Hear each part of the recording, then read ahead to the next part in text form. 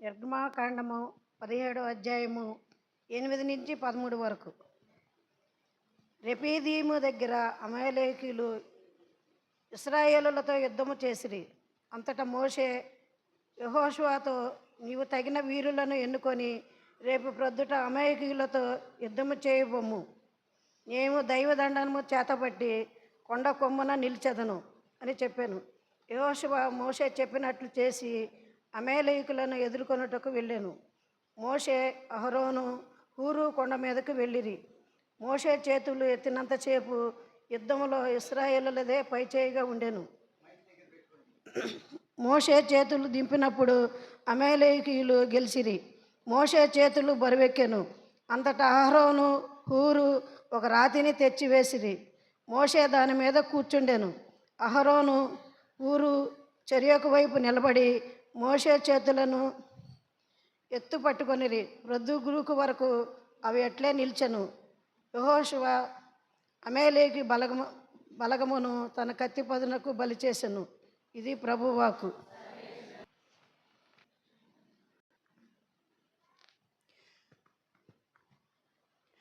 దైవజనుడు ఎట్టి సత్కార్యమునైనా చేయుటకు సంపూర్తిగా సంసిద్ధుడగుటకు అది తోడ్పడును.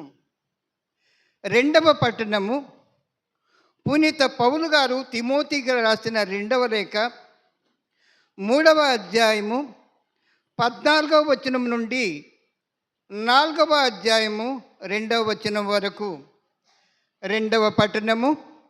పునీత పౌలు గారు తిమోతికి రాసిన 2వ లేఖ 3వ అధ్యాయము 14వ వచనం నుండి 4వ అధ్యాయము 2వ వచనం వరకు. నా ప్రియ కుమారుడా, నీవు మాత్రము నీకు బోధింపబడినవియు నీవు దృఢముగా విశ్వసించునవియు అగు సత్యముల యందే సాగిపోము. నీవు ఎవరి నుండి నేర్చుకుంటివో నీకు తెలియను. బాల్యము నుండి నీవు పవిత్ర లేఖనములను ఎరిగి ఉంటివి. అవి నీ జ్ఞానమునకు మూలము. ఆ జ్ఞానమే క్రీస్తు యేసునందు విశ్వాసము ద్వారా రక్షణకు చేర్చును. కారణమేమన పవిత్ర గ్రంథమంతయు దైవ ప్రేరణ వలననే కలిగి బోధించుటకు, దోషములను ఖండించుటకు, తప్పులు సరిదిద్దుటకు, నీతి యందు నడిపించుటకును ఉపయోగపడును. దైవజనుడు ఎట్టి సత్కార్యమునైనా చేయుటకు సంపూర్తిగా సంసిద్ధుడగుటకు అది తోడ్పడును. ఆయన రాజుగా పాలన చేయుటకు వచ్చుతున్నందున సజీవులకు మృతులకు తీర్పు తీర్చు క్రీస్తు యేసు ఎదుట దేవుని సమక్షమున నేను నిన్ను శాసించుచున్నాను. నీవు వాక్యమును బోధింపుము.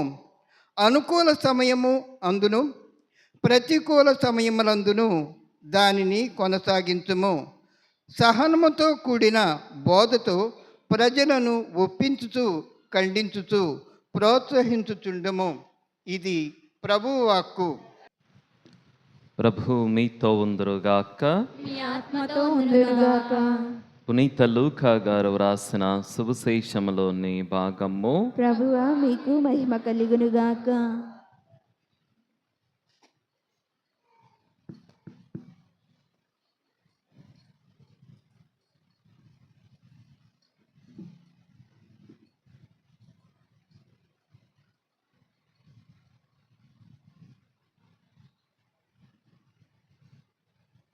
లూకా శుభవార్త 18వ అధ్యాయము 1వ వచనము నుంచి 8వ వచనము వరకు. లూకా శుభవార్త 18వ అధ్యాయము 1వ వచనము నుంచి 8వ వచనము వరకు. ఎల్లప్పుడూ ప్రార్థన సలుపుటకు, నిరుత్సాహులు కాకుండుటకు యేసు వారికి ఒక ఉపమానమును ఇట్లు చెప్పెను. ఒకానొక పట్టణమున న్యాయాధిపతి ఒకడు కలడు. అతడు దేవుడనినా భయపడడు, మానవులను లక్ష్య పెట్టడు. అచ్చట ఒక వితంతువు ఉండెను. ఆమె అతని వద్దకు వచ్చి, నాకు న్యాయము చేకూర్చుము, నా ప్రత్యర్థి నుండి కాపాడుము అని తరచుగా చెప్పుకొనుచుండేది. అతడు కొన్నాళ్ళు ఆమె మొరను పెడచెవిని పెట్టెను. కానీ అతడు, నేను దేవునికి భయపడను, మానవులను గౌరవింపను. అయినను ఈ విధవరాలు నన్ను పీడించుచున్నందున ఈమె పదే పదే వచ్చి నన్ను బాధ పెట్టకుండుటకు ఈమెకు న్యాయము చేకూర్చెదను అని తలంచెను. అంతటా యేసు ఇట్లనెను, ఈ అవినీతిపరుడైన న్యాయాధిపతి ఏమి పలికెనో వింటిరి గదా. అట్లే రేయింబవళ్ళు తనకు మొరపెట్టుకొను తన ప్రజలకు దేవుడు న్యాయము చేకూర్పక ఉండునా? వారికి న్యాయము చేయుటలో ఆలస్యము చేయునా? దేవుడు త్వరలోనే వారికి న్యాయము చేకూర్చునని మీతో చెప్పుచున్నాను. అయినను మనిషి కుమారుడు వచ్చినప్పుడు ఆయన అట్టి విశ్వాసము గల వారిని చూడగలుగునా? ఇది క్రీస్తు సువిశేషము.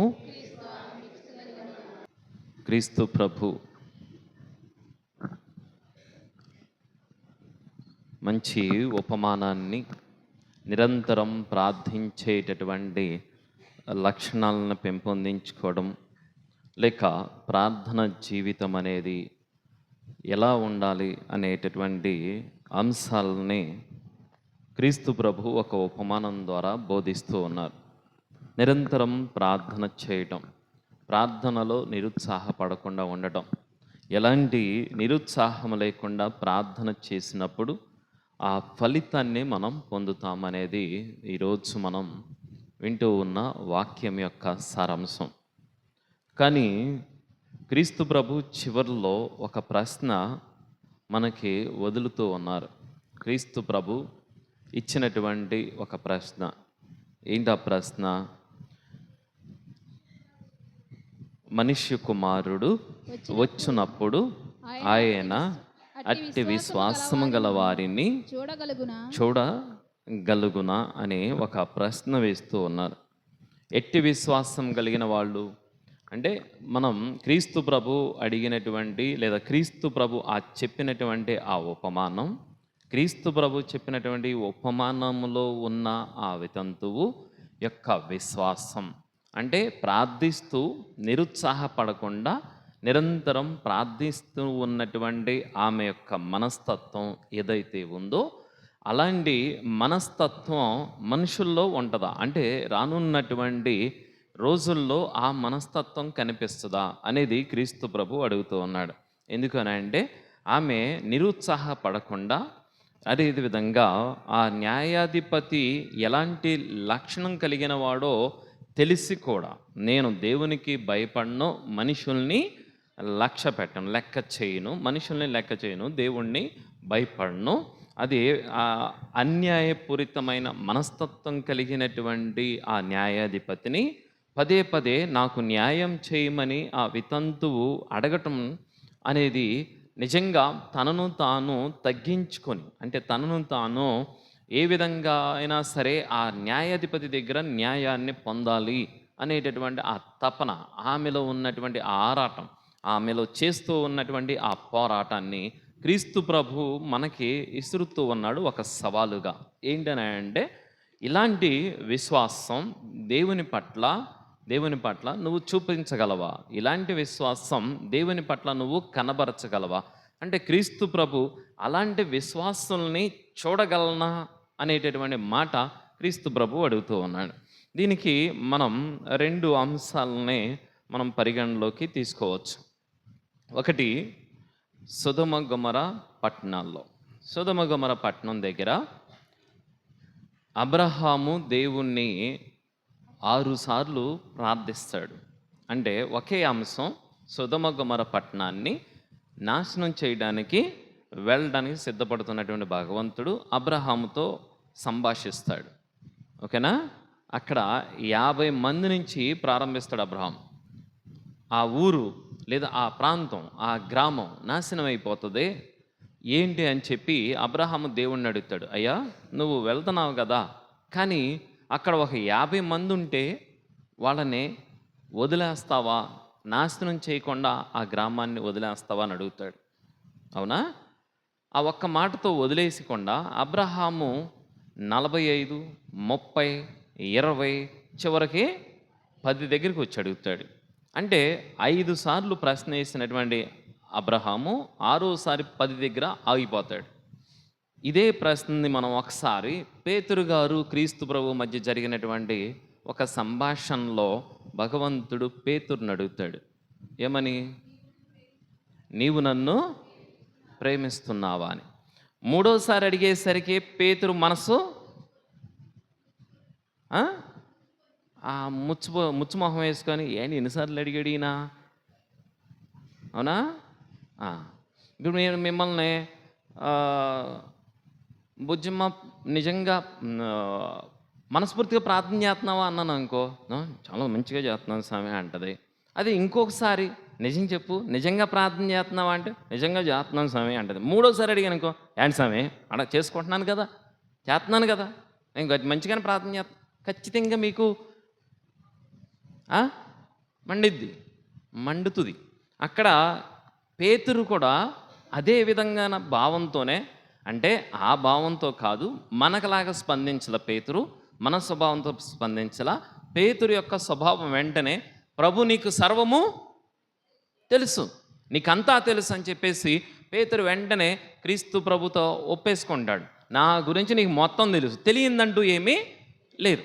నేను ప్రార్థిస్తానా, ప్రార్థన చేయనా, నేను మంచివాడినా చెడ్డవాడినా, నా జీవితము ఏంటో, నా జీవితము రాబోయే రోజుల్లో ఏంటో మొత్తము నీకు ఒప్పేసుకున్నాడు అక్కడ. అంటే తనలో ఎలాంటి దాపరికం ఇంకా ఉంచలా, దాపరికాన్ని పెట్టలా, పైకి ఒక మాట లోపలికి ఒక మాట మాట్లాడాల. అంటే మనస్ఫూర్తిగా తనను తాను భగవంతునికి అప్పగించాడు. అంటే అక్కడ క్రీస్తు ప్రభు అడిగితేనేమో అక్కడ మనిషి మనస్సు నొచ్చుకుంది, కానీ అక్కడ అబ్రహాము దేవుణ్ణి అడిగితే ఎన్నిసార్లు అడుగుతావో అన్నిసార్లు అడుగు, అన్నిసార్లు అడిగినా సరే భగవంతుడు ఎందుకు అన్నిసార్లు అడుగుతున్నావు అని ఒక్కసారి కూడా అడగల. ఆయన అక్కడ 10 మంది ఉన్నా సరే వాళ్ళని నేను కాపాడుతాను అన్నాడు. అంటే నాకు ఇంకప్పుడప్పుడు అనిపిస్తుంది, అబ్రహాము ఇంకొకసారి అడుగుంటే ఎంత బాగుండేది. ఇంకొక మాట పేతురు యేసుప్రభు అడిగినట్లే అబ్రహాం అక్కడ ఇంకొక మాట సొదొమ గొమొర్రా పట్టణం గురించి, అయ్యా అక్కడ 10 మంది కాదు ఒక్కడున్న ఊరిని వదిలేస్తావా అని అడిగి ఉండుంటే ఏమని చెప్పేవాడు దేవుడు? ఏమని చెప్పేవాడు? పేతురు చెప్పిన సమాధానం చెప్పడు. ఒక్కడున్నా సరే ఆ గ్రామాన్ని కాపాడుతానని చెప్పాడు. ఇక్కడ మనం తీసుకోవాల్సింది ఏంటంటే, మనిషి భగవంతుని ఎన్ని ప్రశ్నలు వేసినా, భగవంతుణ్ణి ఎన్నిసార్లు అర్థించినా, భగవంతుణ్ణి ఎన్నిసార్లు అడిగినా భగవంతుడు సమాధానం చెబుతానే ఉంటాడు, భగవంతుడు చెప్తాడు. కానీ మనిషికి అంత ఓపిక లేదు. అందుకనే పేతురు 3వసారికి వెంటనే ఎందుకులే ఈ తగలాటం, ఆయనకి తెలియంది ఏముందని చెప్పేసి ముందే ఒప్పేసుకున్నాడు. అక్కడ అబ్రహాము 6 సార్లు అడిగాడు భగవంతుణ్ణి, ఆ గ్రామాన్ని వదిలేస్తావా అని. 6 సార్లు అడిగినా ఆయన ఏమీ నొచ్చుకోలా. 3వసారి అడిగేసరికి ముచ్చుమొహం పెట్టాడు పేతురు. మన బ్యాచ్ అర్థమవుతుందా? మన ప్రార్థన ఎలా ఉంటుందో. అంటే మనమైతే భగవంతుడిని ఎన్నిసార్లు అడిగినా భగవంతుడు సమాధానం ఇస్తానే ఉంటాడు. కానీ భగవంతుడు మిమ్మల్ని ఒక్క ప్రశ్న వేస్తాడు అనుకో, కొండ బద్దలైపోద్ది, అంతే, మొహం మాడిపోద్ది, రూపురేఖలు మారిపోతాయి. నన్ను అడుగుతాడా అనే ఆ స్వభావం వెంటనే వచ్చేస్తుంది. అంటే దేవుని యొక్క స్వభావానికి మనిషి యొక్క స్వభావానికి మధ్య ఎంత వ్యత్యాసం ఉందో మనం ఒకసారి గమనించాలి. అయితే ఇక్కడ వితంతువు నిరంతరం అడుగుతూ ఉంది. అన్యాయవంతుడైనటువంటి న్యాయాధిపతి, ఆడు న్యాయం చేయాలి, కానీ వాడు అన్యాయం చేస్తున్నాడు. న్యాయంగా ప్రజలకి న్యాయాన్ని బోధించాలి, న్యాయ తీర్పులు ఇవ్వాలి. న్యాయ తీర్పు ఇవ్వాల్సిన వాడు మనిషి తన స్వార్థం కోసం ప్రయత్నం చేస్తున్నాడు, సంపదల కోసం ప్రయత్నం చేస్తున్నాడు. దేవుడు అంటే వాడికి అసలు లెక్కలేదు. న్యాయాధిపతి అన్నవాడు ధర్మశాస్త్రం గురించి పూర్తిగా అవగాహన ఉన్నటువంటి వాడు న్యాయాధిపతి. అంటే ఆ రోజుల్లో న్యాయాధిపతులు అని అంటే ధర్మశాస్త్రం, మోషే ధర్మశాస్త్రాన్ని చదువుకున్న వాళ్ళు, ఆ ధర్మశాస్త్రాన్ని పాటించమనే ప్రజలకి బోధించేటటువంటి వాళ్ళు ధర్మాన్ని బోధించేటటువంటి వాళ్ళే అధర్మ క్రియలు చేస్తూ ఉన్నప్పుడు ఇంకా అలాంటి వాడి దగ్గరికి ఈ వితంతు వెళ్ళి మళ్ళా నాకు న్యాయం చేయమని అడుగుతూ ఉంది. అంటే అధర్మం చేసేటటువంటి న్యాయాధిపతి దేవుని ఆ మొరను ఆలకించాడు అని అంటే న్యాయాధిపతిగా, న్యాయాన్నే నిలబెట్టేవాడుగా, న్యాయం తరపే నుంచున్నవాడిగా భగవంతుడు ఇంకా ఏ విధంగా న్యాయం చేస్తాడనేది మనం అక్కడ గ్రహించాల్సినటువంటి మొదటి అంశం. అంతే, ఇంకా అదే ప్రధాన అంశం, అదే మొదటి అంశం, అదే చివరి అంశం, క్రీస్తు ప్రభు చెప్పేటటువంటి మాట. కాకపోతే మనం దానిలోంచి తీసుకోవాల్సినటువంటి ఆ సారాంశం ఏంటి అని అంటే నిజంగా భగవంతుడు వచ్చేసరికి, మనిషి కుమారుడు వచ్చేసరికి ఇలాంటి విశ్వాసం నిజంగా మనుషుల్లో ఉంటుందా? ఇది క్రీస్తు ప్రభు వేసినటువంటి ప్రశ్న. కానీ మనం ప్రార్థించేటప్పుడు ఎలా ప్రార్థన చేయాలి, ఎప్పుడు ప్రార్థన చేయాలి, ఎల్లప్పుడూ ప్రార్థన చేయాలా లేదా ఒక్క క్షణం ప్రార్థన చేయాలా అంటే బైబిల్ గ్రంథాల్లో అన్నీ ఉన్నాయి. ఎల్లప్పుడూ మీరు ఒకసారి ఆ 18వ అధ్యాయము మొదటి వచనం ఒకసారి చదవండి. ఏమని ఉంటుంది అక్కడ? ఎల్లప్పుడూ ప్రార్థన సలుపుటకు, ఎల్లప్పుడూ ప్రార్థన సలుపుటకు, నిరుత్సాహులు కాకుండుటకు యేసు వారికి ఒక ఉపమానమును యేసు వారికి ఒక ఉపమానాన్ని చెప్పాడు. ఓకేనా? ఎల్లప్పుడూ ప్రార్థన చేయడానికి, నిరుత్సాహపడకుండా ఉండడానికి వాళ్ళకు ఒక ఉపమానం చెప్పాడు. ఎందుకు ఎల్లప్పుడూ ప్రార్థన చేయాలి?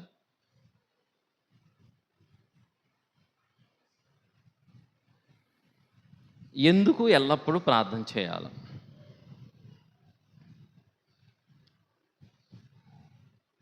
పితా, పుత్ర, పరలోకమందున్న మా తండ్రి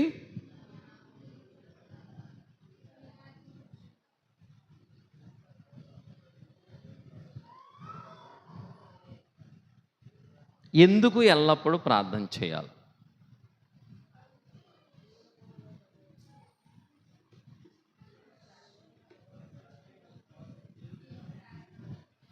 మనం ఎందుకు ఎల్లప్పుడూ ప్రార్థన చేయాలి? ఓకే, యేసు ప్రభు శిలువ మీద ఎడం పక్కన ఒకడు, కుడి పక్కన ఒకడు ఉన్నాడు. కుడి పక్కన ఉన్నటువంటి వాడు ఎంతసేపు ప్రార్థన చేశాడు? కుడి పక్కన ఉన్నటువంటి వాడు ఎంతసేపు ప్రార్థన చేశాడు? ఇక్కడేమో యేసు ప్రభు ఆ వితంతు యొక్క ఉపమానాన్ని చెబుతూ ఎల్లప్పుడూ ప్రార్థన సలుపుటకు, నిరుత్సాహులు కాకుండుటకు వాళ్ళకు ఒక ఉపమానాన్ని చెప్పాడు. మరి ఎందుకు ఎల్లప్పుడూ ప్రార్థన చేయాలి? ఆ కుడి పక్కన ఉన్నవాడు ఎంతసేపు ప్రార్థన చేశాడు? రక్తస్రావ రోగి ఎంతసేపు ప్రార్థన చేసింది? దావీదు కుమార కరుణించు అన్నవాడు ఎంతసేపు ప్రార్థన చేశాడు?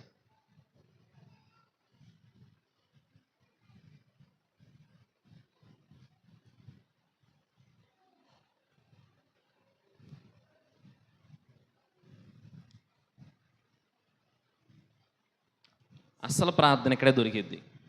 ఎందుకు ఎల్లప్పుడూ ప్రార్థన చేయాలి?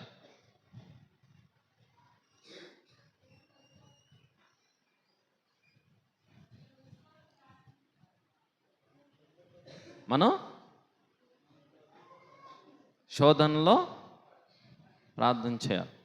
అసలు ప్రార్థనలోకి మీరు వచ్చినప్పుడు, దేవాలయంలోకి వచ్చినప్పుడు ఎంతమంది నిజంగా మోకరించి స్లేవ గుర్తేసుకొని ఇది పవిత్ర స్థలము అని చెప్పి నువ్వు దేవాలయంలో ప్రవేశించావు?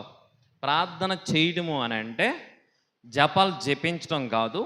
ప్రార్థన చేయడం అంటే జపమాలు చెప్పడం కాదు. ప్రార్థన చేయడము అని అంటే మైక నేను తీసుకొని నా దగ్గరికి మైక వస్తేనే నేను పాట పాడతానంటే కూర్చుంటేది కాదు, ప్రార్థన కాదు. అర్థమవుతుందా?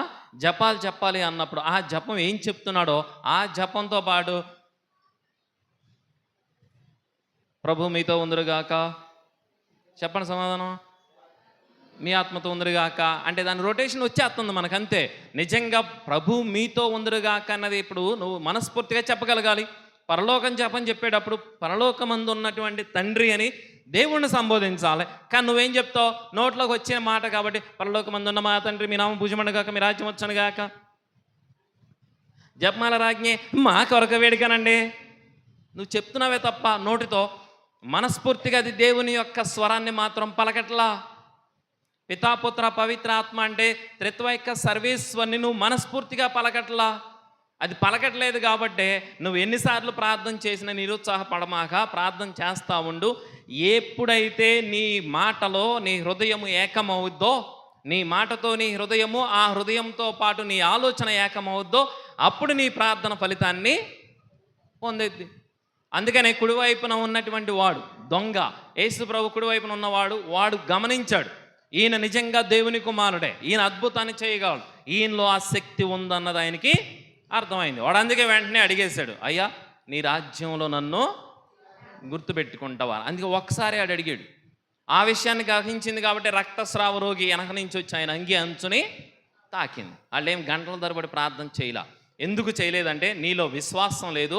అందుకని క్రీస్తు ప్రభు కూడా ఆ చివరి మాట చెప్తున్నాడు, ఇలాంటి విశ్వాసాన్ని మనిషి కుమారుడు వచ్చినప్పుడు చూడగలమా? ఎంతమంది నిజంగా మీరు దేవాలయంలో ప్రవేశించేటప్పుడు విశ్వాసంతో నువ్వు ప్రార్థన చేస్తున్నావు? ప్రార్థన చేయడం అంటే ఏదో ఏడిపించడమో లేదా డప్పులు కొట్టి మ్యూజిక్ పెట్టి ఏడిపించేది కాదు. నిజంగా ప్రార్థన చేయడము అనంటే నువ్వు మనస్ఫూర్తిగా ఆలయంలో ప్రవేశించినప్పుడు నీ హృదయాన్ని పరిపూర్తిగా దేవునికి అంకితం చేసుకోగలగాలి. అది చేసినప్పుడు నువ్వు ఏది అడిగినా సరే, ఒక్కసారి అడిగిన భగవంతునికి దాన్ని ప్రసాదిస్తాడు. అందుకని క్రీస్తు ప్రభు ఆ ఉపమానాన్ని చెప్పాడు. అంతే తప్ప పదాగా ప్రార్థన చేయమని అంటే లెగ్గానే ప్రార్థన అది అందరికి వినపడేటట్టు, వినపడటం కోసం ప్రార్థన చేయమాక. ఎవరికి వినపడాలి అని అంటే నిన్ను సృష్టించినటువంటి వాడికి మాత్రమే, ఆయనకి మాత్రమే వినపడేటట్టు ప్రార్థన చేయాలి. అర్థమైందా? వితంతువుని ఎందుకు అన్నిసార్లు చేయమన్నాడు అని అంటే ఆ ఉపమానాన్ని ఎందుకు చెప్పాడంటే ఆయన్ని చూసి లేదా ఆయన అద్భుతాలని చూసి ఇది మనకు కూడా లాభం వస్తుంది, మనకు కూడా ఏదో మేలు జరిగిద్ది అన్న భావంతో ఆయన దగ్గరికి వచ్చేవాళ్ళే తప్ప నిజంగా ఆయన మీద విశ్వాసంతో వాళ్ళు ఆయన్ని వెంబడించే వాళ్ళు చాలా తక్కువ. ఆయన్ని విశ్వసించి నమ్మి వచ్చిన వాళ్ళు ఎవరైతే ఉన్నారో వాళ్ళు తమ జీవితాల్లో అద్భుతాలని చూడగలిగారు.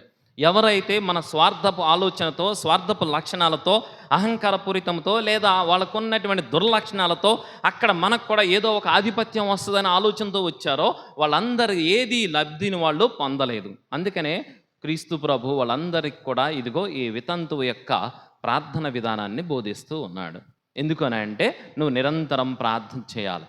నీ మనస్సు కుదుట పడేదాకా ప్రార్థన చేయాలి. నీ ఆలోచన కుదుట పడేదాకా నువ్వు ప్రార్థన చేయాలి. నువ్వు దేవాలయంలో ప్రవేశించాక నిన్ను నువ్వు ప్రదర్శించడానికి పాట పాడమాక, నిన్ను నువ్వు ప్రదర్శించడానికి జపం చెప్పమాక, నిన్ను నువ్వు చూపించుకోవడానికి ప్రయత్నం చేయమాక. నువ్వు చూపించాల్సింది నీ హృదయాన్ని, నీ ఆలోచనని, నీ మాటని భగవంతునికి చూపించాలి. నీ ప్రార్థన భగవంతుని పలకరించాలి. ఆ పలకరింపుతో నీ జీవితంలో కదలికలు రావాలి. ఇది కనిపించదు మనకి, ఇది కనిపించదు. మన పలకరింపులు గుళ్ళోకి వచ్చిన తర్వాత ఎలా ఉండదు, గుడి బయటికి వెళ్ళిన తర్వాత ఎలా ఉంటుంది, ఇదే మన జీవితం మీద ఆధారపడద్దు.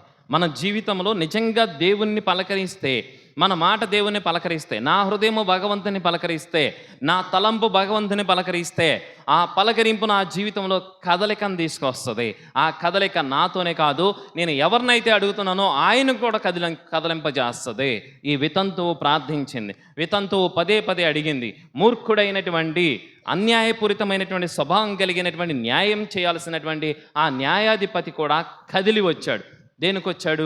ఈమె గోల్ని ఏదో విధంగా వదిలించుకోవాలి, లేదంటే ఏమో నన్ను వదిలేదట్లేదు అని చెప్పి వచ్చి అక్కడ ఆమెకు న్యాయం చేయడానికి ప్రయత్నం చేస్తున్నాడు. అంటే ఒక అవలక్షణాలు ఉన్నవాడే ముందుకు వచ్చాడు అని అంటే అవలక్షణం అనేదే లేనటువంటి వాడు సర్వసృష్టికర్త అయినటువంటి భగవంతుడు ఏ విధంగా ముందుకు వస్తాడో అది మనకి అక్కడ క్రీస్తు ప్రభు చెప్తూ ఉన్నాడు. కాబట్టి ఆమె చేసినటువంటి ఆ ప్రార్థన విధానం ఎందుకు అని అంటే మనకి బోధించాడు. అది ఒక ఉపమానాన్నే క్రీస్తు ప్రభు చెప్తున్నాడు.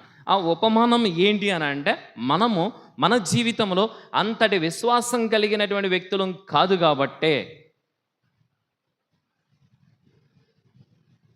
అంతే. ఇంక దానికి ఇంకా వేరే ఆ ఉదాహరణ కూడా అవసరం.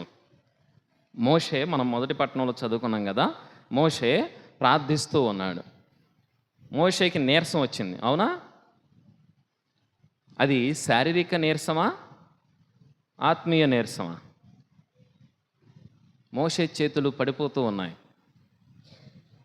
శారీరకమైనటువంటి నీరసమా లేక ఆధ్యాత్మికమైనటువంటి నీరసమా?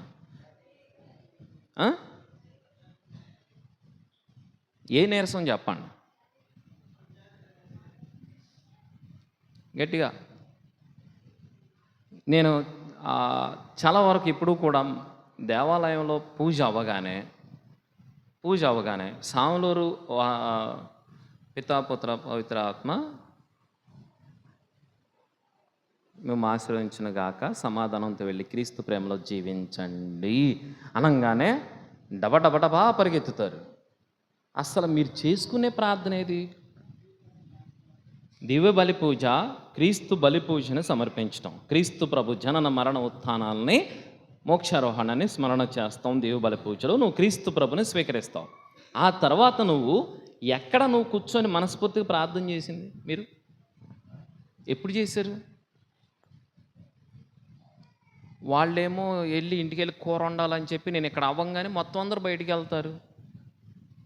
మగపిల్లలు వీళ్ళు కూర వండాలని వీళ్ళు వెళ్ళిపోతారు. మీరేమో వాళ్ళ కూర మీరు తీసుకొద్దామని మీరు వెళ్ళిపోతారు. అసలు మీరు ప్రార్థన చేసుకునేది ఎప్పుడు? ఇంకా అది ఎప్పుడు? మీరు నేను లేనప్పుడు మీరు గుళ్ళోకి వచ్చాను కూర్చొని ప్రేయర్ చేసుకుంటున్నారా? ఆ ప్రార్థన ఏది అసలు? నీ సొంత ప్రార్థన ఏది? నువ్వు మనస్ఫూర్తిగా నీ ఆలయంలో నీ దేవుని ముందు మోకరించి నువ్వు చేసినటువంటి ప్రార్థన ఏది?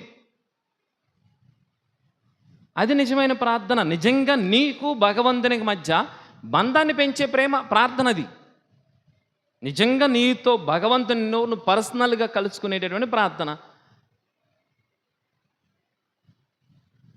ఎక్కడ మనం అది నిర్మించుకుంటున్నాం? అది నిర్మించుకోవట్లా. అలవాటు చొప్పున ఆచార ప్రకారం ఆదివారం దివ్య బలి పూజలో పాలు పంచుకుందాక, అది కూడా నిండి దివ్య బలి పూజ కాదు, సగం పూజలోనే. ఆ పూజలో పాలు పంచుకోవడం అంతే. సాములో రెక్కేడా పీయడం అని అక్కడ చూసుకొని అక్కడ వరకే వస్తాం మనం. నిజంగా మనస్ఫూర్తిగా నీ అంతటా నువ్వు ఎప్పుడైతే ప్రార్థన చేస్తావో, నీ మనస్ఫూర్తిగా నువ్వు ఎప్పుడైతే ఆలయంలో మోకరించే భగవంతునితో నీ బంధాన్ని పెంచుకుంటావో, అప్పుడు నీ యొక్క జీవితంలో ఊహించనటువంటి అద్భుతాన్ని చూడగలుగుతావు. లేదు అన్నప్పుడు నువ్వు ఎంత చేసినా ఈ వితంతువులాగా ఎన్ని సంవత్సరాలు ప్రార్థన చేయాలో వస్తుందో తెలియదు, ఎన్నిసార్లు ప్రార్థన చేయాల్సి వస్తుందో కూడా తెలియదు. అందుకనే మన జీవితంలో మనం చదివినటువంటి అంశం, మోషే చేతులెత్తిన ఎంతసేపు యుద్ధంలో ఆయన చేతులెత్తి ఉంచాడో అంతసేపు ఆ యుద్ధాన్ని గెలుస్తూనే ఉన్నాడు. ఆయన నీరసించింది శారీరకంగానే, ఆత్మీయంగా బలంగానే ఉన్నాడు. కానీ ఆ చేతులెత్తి దేవుని ప్రార్థించేటటువంటి ఆ వాగ్దానం ఏదైతే ఉందో దానికోసం ఆయన నీరసించకూడదు. దేవుని యొక్క ఫలితం వచ్చేదాకా, ఆ ఫలితాన్ని చవి చూసేదాకా ఆయనలో ఆ నీరసం అనేది రాకూడదు. ఆ నీరసం రాకుండా ఉండడం కోసం ఉన్నటువంటి అహరోను హూరు ఇద్దరు కూడా ఆయన చేతుల్ని పైకెత్తి పట్టుకోవడానికే ప్రయత్నం చేశారు. అంటే మనం చేసే ప్రార్థన కూడా అట్టాగే ఉండాలి. మన ప్రార్థన నిరంతరము దేవుని యొక్క కార్యాన్ని సాధించే వరకు కూడా వదలకూడదు. ఆ ప్రార్థన ఎలా ఉండాలి అని అంటే, నువ్వు ఒక్కసారి చేసినా 100 సార్లు చేసినా నిజంగా నువ్వు దేవునితో ఆ బంధాన్ని పెంచుకునేటటువంటి ప్రార్థనే అవ్వాలి. అంతే తప్ప కేవలం ఏదో ముఖస్థుతి కోసం మనకి ప్రార్థన చేస్తున్నాం కాబట్టి, ప్రార్థన చేయాలి కాబట్టి, ప్రార్థనకి వెళ్ళాలి కాబట్టి ప్రార్థనకి వెళ్తాం అనేది మనం ఎప్పుడూ కూడా జీవితంలో మనం అద్భుతాలని చూడలేము. మొదటి తెస్సలోనికి ప్రజలకు రాసిన లేఖ 5వ అధ్యాయం ఒకసారి 17వ వచనం చదవండి. సదా ప్రార్థింపుడు. సదా ప్రార్థించండి. ఆ ప్రార్థన ఎల్లప్పుడూ కొనసాగించండి. ప్రార్థనలో ఎప్పుడూ కూడా నిరుత్సాహపడకమాకండి. సదా ప్రార్థించండి. మనం సదా ఏం చేస్తాం? సదా ప్రార్థించండి అని ఉంది కదా. సదా మనం ఏం చేస్తాం? సీరియల్స్ చూస్తాం. సదా ప్రార్థించండి. సదా ప్రార్థించండి అంటే ఎల్లప్పుడూ ప్రార్థించండి. అవునా? సదా ప్రార్థించండి, ఎల్లప్పుడూ ప్రార్థించండి. ఎంతమంది మీరు నిజంగా ప్రార్థించేవాళ్ళు ఎల్లప్పుడూ? సమయం దొరికితే, ఖాళీ దొరికితే మీరేమో రోడ్ల మీద ఇంటి ఎదురుగా అరుగులు కట్టుకుంటారు కదా, మంచి మంచి అరుగులు. ఆ అరుగుల మీద కూర్చుంటారు. వాళ్ళైతే నీళ్ళ ట్యాంకీ దగ్గర కూర్చుంటారు. నీళ్ళ ట్యాంకీ దగ్గర ఉన్నటువంటి ఏమంటారు వాటిని, వాటర్ల మీద కూర్చుంటారు.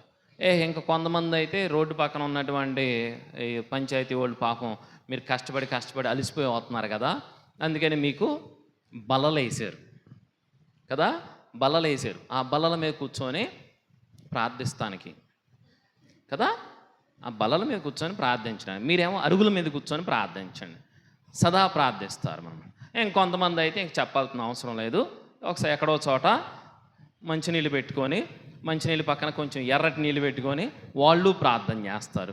వాళ్ళ ప్రార్థన ఇంకా బాగుంటుంది. ఆ ప్రార్థనలో బలం ఎక్కువ ఉంటుంది, ఆ ప్రార్థనలో శక్తి ఎక్కువ ఉంటుంది, ఆ ప్రార్థనలో ఎంత కిక్ వస్తుందంటే అంత కిక్ వస్తుంది. ఆ ప్రార్థన ఫలితం కూడా వాళ్ళ జీవితంలో చూడగలుగుతారు. మీ ప్రార్థనలో అయితే ఈ అరుగుల మీద కూర్చున్న కాడి నుంచి ఆ రోడ్డు అమ్మంట ఎవరు వెళ్తే వాళ్ళ గురించి, ఎవరు రాకపోతే వాళ్ళ గురించి, అక్కడ లేనటువంటి వాళ్ళ గురించి మీరు చెప్పుకుండా ఆ కిక్కే వేరబ్బ కదా, అంతే బాగుంటుంది. అది మాత్రం బాగుంటుంది. దానికి అది మనం సదా ప్రార్థించడం అంటే ఇదా. ఈ మధ్య చూశాను, అది కూడా చూశాను, ఎంత శ్రమపడి ఆడుతున్నారో కాళ్ళు అవి జాపుకొని ఎక్కడో మరి ఏంటి పచ్చీసులు ఏదన్నా ఆడితే కొంచెం ఒంట్లో కొవ్వు కరిగే ఆట ఆడండి, దానివల్ల హార్ట్ అటాకులు రాకుండా ఉంటాయి.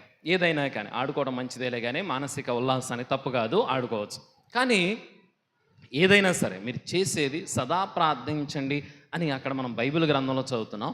సదా ప్రార్థించండి ఆ మాటలని మనం నిజంగా సదా అవసరం లేదు, కనీసం మనం మాట్లాడే మాటల్లో ఆ ప్రార్థన పూరితమైనటువంటి మాట అయి ఉండగలిగితే చాలు. అర్థమైందా? నీ ప్రార్థన పూరితమైనటువంటి మాట పడగలిగితే చాలు. ఎక్కడ నిన్న చెప్పాను, మరిదల సభ్యులకి అందరికీ చెప్పాను, ఒక మాట చెప్పాను. మీరు ప్రార్థించకపోయినా పర్లేదు, కానీ మీరు ప్రార్థన చేసేవాళ్ళు, ప్రార్థనలోకి వెళ్ళేవాళ్ళు గొడవలు పెట్టమాకండి. గొడవలు చేయిస్తూ ఉండేవాళ్ళు వేరు, గొడవలు పెట్టేవాళ్ళు వేరు. కావాలని సృష్టించేటటువంటి వాళ్ళు ఉంటారు. అంటే ప్రార్థన నీలో ఉంటే నీ మనస్తత్వం, నీ మాట, నీ పని, నువ్వు చేసే ప్రతిదీ కూడా దేవుని వైపు నడిపిస్తుంది. వేదవ్యాపక ఆదివారం అనేది ఈరోజు మనం జరుపుకుంటున్నాం కదా, వేదవ్యాపక ఆదివారం. వేదమును వ్యాపింప చేయటం అని అంటే ఏంటది? అది ఎలా చేస్తావంటే నీ విశ్వాసం, నీ ప్రార్థన. నువ్వు ఎప్పుడైతే మనస్ఫూర్తిగా ప్రార్థన చేస్తావో నీతో పాటు ఇంకొక ఇద్దరిని దేవాలయంలోకి నువ్వు నడిపిస్తావు. లేదు అని అంటే మహా చేసి వచ్చిందిలే ప్రార్థన ఎప్పుడు అంటారు? వేదవ్యాప్తి అని అంటే దేవుని యొక్క సువార్తను వ్యాపింప చేయటం అని అంటే నువ్వేమి ప్రత్యేకంగా వెళ్ళి ప్రతి ఒక్కడికి బైబిల్ ఇచ్చి బైబిల్ గురించి బోధించాల్సినటువంటి అవసరం లేదు. నీ మాటతోనే దేవుని యొక్క సందేశాన్ని అందించగలుగుతావు. దేవుని యొక్క సందేశాన్ని నీ మాటతో నువ్వు అందించగలుగుతావు. అది నువ్వు అందించావు అని అంటే నిన్ను చూసి ఇంకొక వ్యక్తి ఆలయంలోకి వెళ్ళాలి. ఈ మంచి వ్యక్తి, ఇతని ప్రార్థన జీవితము ఇలా ఉంది, ఈ విధముగా నేను కూడా మంచి వ్యక్తిగా మారడానికి ప్రయత్నం చేయాలని నిన్ను చూసి ఇంకొకటి దేవాలయంలోకి రావాలి. మిమ్మల్ని అందరినీ ఒకటి అడుగుతా, మిమ్మల్ని చూసి ఎవరన్నా ఒక్కళ్ళన్న గుడికి వచ్చారా? ఎవరినన్నా మీరు ఒక్కళ్ళన్న గుడిలోకి తీసుకురాగలిగారా? నా మూలంగా ఈ అమ్మాయి గుడికి వచ్చింది సామెని, నా మూలంగా వీడి గుడికి వచ్చాడు సామెని ఎవరినన్నా ఒక్కళ్ళని చూపిస్తారా? ఇంకా మీరు వేదవ్యాపకాన్ని ఏం చేస్తున్నారు? మీరు పుట్టి క్రైస్తవం నాతో చెప్తారు, స్వామి మా ఊర్లోకి కథోలిక విశ్వాసం 1920లోనే వచ్చింది, ఆ గుళ్ళో పెళ్ళయింది మాది. ఎక్కడ పెళ్ళి అయితేనే ఉంది. నువ్వు అసలు ఎంతమంది నా గుళ్ళో తీసుకురాగలిగావు? ఆ కథోలిక విశ్వాసాన్ని నువ్వు వ్యాపింప చేయగలిగావు? వేదవ్యాపకం అని అంటే నువ్వు దేవుని యొక్క సువార్తను ప్రకటించండి నలుమూలలా అని అంటే ఆ బైబిల్ గ్రంథాన్ని తీసుకొని నువ్వు అందరికి ఇవ్వాల్సిన అవసరంలా విలువైనటువంటి దాన్ని నీ జీవిత విధానం ద్వారా నువ్వు అందించగలిగితే ఆటోమేటిక్గా అందరూ దాన్ని ఆస్వాదిస్తారు. నీ పనుల్లోనో నీ మాటల్లోనో ఆ విశ్వాసం కనబడినప్పుడు నువ్వు ఎంత చేసినా అది శూన్యమే అవుతుంది. క్రీస్తు ప్రభు చెప్పినటువంటి ఆ ఉపమానంలో ఆమె ఆ వితంతువు యొక్క ప్రార్థన జీవితాన్ని మనకి ఒక ఉదాహరణగా చెప్తూ ఉన్నాడు. ఎందుకు ఆమె అన్నిసార్లు ప్రార్థన చేసింది, అన్నిసార్లు ఆమె అర్థించాల్సి వచ్చింది అని అంటే ఆమె మనస్సును కేంద్రీకరించుకోగలగాలి. ఏదైతే మనం చేస్తున్నామో అది మన మనస్సును కేంద్రీకరిస్తూ దేవుణ్ణి అంటిపెట్టుకోగలిగి దేవుణ్ణి కదలించగలిగేటటువంటి ప్రార్థన అయి ఉండాలి. దేవుని హృదయాన్ని కూడా చెలించగలిగేటటువంటి ప్రార్థన అయి ఉండాలి. ఆ ప్రార్థన నువ్వు చేసినప్పుడు నిజంగా నీ జీవితంలో నువ్వు అద్భుతాన్ని చూస్తావు. రక్తస్రావ రోగి కనీసం యేసు ప్రభుని అంటుకొని కూడా అంటుకోలేదు, అడగను కూడా అడగలేదు. ఏం చేసిందామా? ఆమె కేవలం అంగీ అంచును మాత్రమే తాకింది. అంగీ అంచును మాత్రమే తాకింది. నేను చాలా సందర్భాల్లో చెబుతూ ఉంటాను. నేను మచిలీపట్నంలో పనిచేస్తూ ఉన్నప్పుడు ఒక ఆవిడ తనకు కుటుంబంలో ఉన్న ఒక బాధతో ఆమె మచిలీపట్నం వెళ్తూ ఉంది, శారదానగర్ వెళ్తూ. క్రైస్తవురాలు కాదు, ఆర్ఎస్ఎం సంఘస్థురాలు అంతకన్నా కాదు, ఓకేనా? ఆమె క్రైస్తవురాలు కాదు. ఎవరో చెప్పారంట, అక్కడికి వెళ్ళి ప్రార్థన చేసుకుంటే జరిగిందమ్మా నాకు అని చెప్పి ఆమెకి ఎవరో చెప్పారు. ఆమె కూడా ఆటోలో వెళ్తూనే ఆగలా, ఓకేనా? ఆమె యొక్క గుడి దగ్గర ఆటో ఆఫ్ చేసి ఏమి గుడి దగ్గర ప్రార్థన చేయలా. ఆటోలో వెళుతూనే మరీ తల్లి వైపు 2 చేతులు ఎత్తి దండం పెట్టి ఒక మాట అడిగిందంట, అమ్మ నేను చిన్న పని మీద వెళ్తున్నా, నా పని అయిపోతే మాత్రం మళ్ళీ నీ దగ్గరికి వచ్చి నేను దండం పెట్టుకొని వెళ్తానని చెప్పి ఆమె చెప్పుకొని వెళ్ళింది.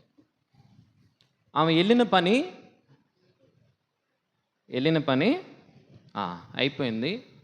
మధ్యాహ్నం 3 గంటలకో ఎప్పుడో, మధ్యాహ్నం 3:30 ఆ టైంలో వచ్చి నన్ను లేపుతూ ఉంది, తలుపు కొట్టి. ఆమెతో పాటు ఇంకొక ముసలాయన ఉన్నాడు, ఇద్దరు ఉన్నారు. తలుపు కొట్టి లేపారు. యాక్చువల్గా 3 గంటలకని అంటే కొంచెం మొహం అంతా మాడిపోయి ఉంటుంది కదా. 3 గంటలు లేపితే ఈ ఊర్ర ఇళ్ళ నాకేం తెలీదు, ఏంటమ్మా ఏంటి అని అడిగితే, అయ్యా 2 నిమిషాలు అంది. కూర్చోబెట్టి నేను వెళ్ళేటప్పుడు ఇట్లా అనుకున్నాను, నా తల్లి నాకు ఇచ్చింది అని చెప్పి అక్కడ ప్రార్థన చేసుకుంది. కనీసం అరగంట సేపు ఆ దేవాలయం ఎదురుగా మరీ తల్లి స్వరూపం ఉంటుంది అక్కడ పైన ఆర్చ్ మీద పైకి ఎక్కి అరగంట సేపు ఏడుస్తూనే ప్రార్థన చేసింది. ఆమె వెళ్ళేటప్పుడు మాత్రం ఏమీ ప్రార్థన చేయలా. నేను వెళ్ళే పని నాకు చేసి పెట్టాను, ఒక్క మాటే అడిగాను. అంటే ఆ ఒక్క మాటనే మనం యేసుప్రభు పక్కన కుడి పక్కన ఉన్నటువంటి వాణ్ణి కానీ ఆ రక్తస్రావ రోగిని కానీ మనం ఒకసారి గుర్తు చేసుకుంటే వీళ్ళు ఎందుకు ఒక్కసారే వాళ్ళు అనుకున్న కార్యాన్ని చేసుకోగలుగుతున్నారు అంటే అది వాళ్ళు భగవంతుణ్ణి అంటిపెట్టుకోవడం. అంటే వెంటనే ఒక్క క్షణంలో భగవంతుణ్ణి వాళ్ళు మనస్ఫూర్తిగా వాళ్ళ పంచేంద్రియాలని, వాళ్ళ శరీరాన్ని, వాళ్ళ ఆత్మను, వాళ్ళ యొక్క జ్ఞానాన్ని, వాళ్ళ మాటని, వాళ్ళ తలంపుని, వాళ్ళ హృదయాన్ని దేవునిని అంటిపెట్టుకొని ఉండటం. ఒక్క మాటలో వాళ్ళు తమ జీవితాల్లో మార్పుని చేసుకోగలుగుతారు.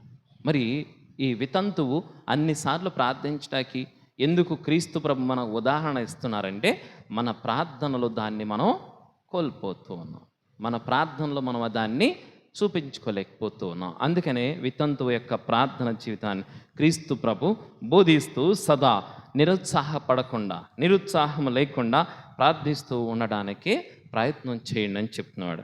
రోమీయులకు రాసిన లేఖ 12వ అధ్యాయం, రోమా పౌరులకు రాసినటువంటి లేఖ రోమీయులు 12వ అధ్యాయం 12వ వచనం ఒకసారి చదవం.